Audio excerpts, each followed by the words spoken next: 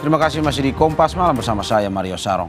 Saudara, 55 merek otomotif memamerkan produk terbaru mereka dalam gelaran Gaikindo Indonesia International Auto Show GIAS 2024 di AISBSD Tangerang, Banten. Warga terus memadati area pameran GIAS 2024 di AISBSD Minggu malam. Pengunjung antusias melihat pameran inovasi terbaru dari berbagai macam kendaraan dengan desain menarik dan fitur canggih. Selain itu, pengunjung juga memiliki kesempatan untuk mencoba langsung berbagai model kendaraan di area test drive.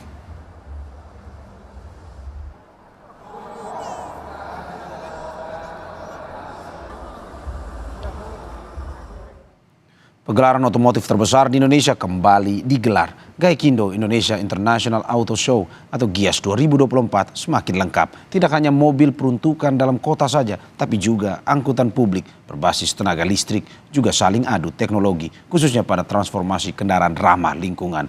Berikut ini liputan jurnalis Kompas TV, Fedriska Ananda dan juru kamera Junaidi dari GIAS 2024 di AISBSD Tangerang.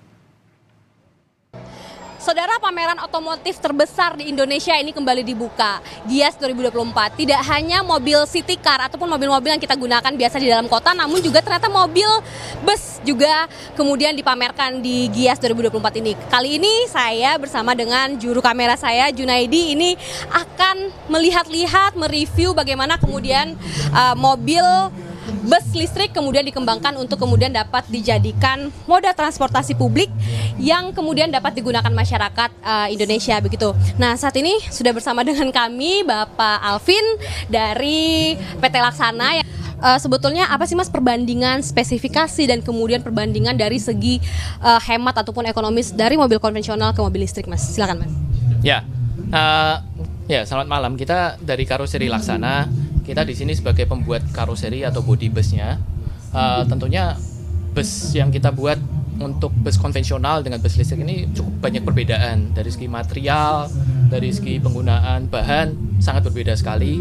Karena untuk bus listrik ini memang selalu tantangannya adalah gimana kita membuat bus yang lebih ringan supaya jarak tempuhnya bisa semaksimal mungkin. Tadi kan kita juga sempat berbincang di belakang kamera bahwa bus yang saat ini kita duduki ini adalah semacam prototipe yang IKN akan gunakan. Kan kemarin kita juga sempat mendengar bahwa IKN akan menjadi kota ramah lingkungan menggunakan mobil listrik. Nah, kalau misalkan kerjasama dengan pemerintah sendiri saat ini, apakah sudah ada semacam sounding ataupun juga semacam penawaran-penawaran kerjasama seperti apa, Mas? Ya, itu termasuk salah satu yang kita dengar juga ya. Kita tentunya juga berkolaborasi dengan partner kita merek Hyundai ini.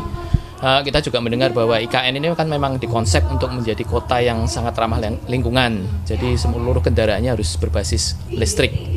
Jadi itu salah satu yang saya kira menjadi daya tarik untuk berbagai macam merek termasuk kita juga untuk kerjasama agar bisa mensuplai mobil-mobil berbasis listrik ini untuk ke sana gitu.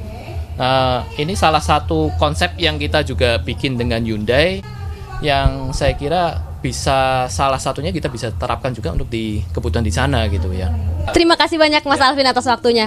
Nah, saudara, itulah tadi disampaikan oleh Mas Alvin dari PT Laksana. Ini merupakan PT dalam negeri yang kemudian juga berkolaborasi dengan negara-negara industri di Asia yang kemudian untuk memberikan layanan ataupun produk-produk yang baik untuk digunakan di dalam negeri.